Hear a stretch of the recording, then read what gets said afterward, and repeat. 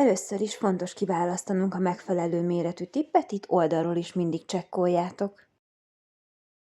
A mombasztának a rubber bézgéjéből az 5-össel fogom feltenni ezt a tippet.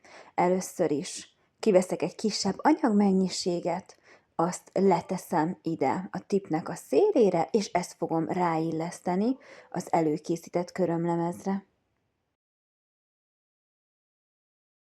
Fontos, hogy miután ráillesztettük, csak így felcsúsztatjuk, és érdemes megköttetni egy ilyen kézi UV-LED lámpával.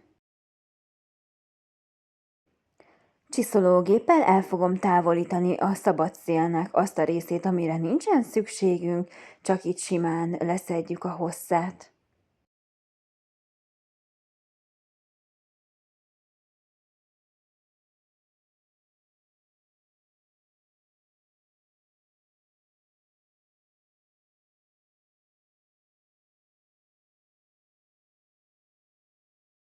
Ezzel a kisebb méretű csiszolófellyel tökéletesen el tudjuk távolítani a hátsó bőrredőrnél is esetleges kifolyt anyagmaradványokat, úgyhogy érdemes ezt használni.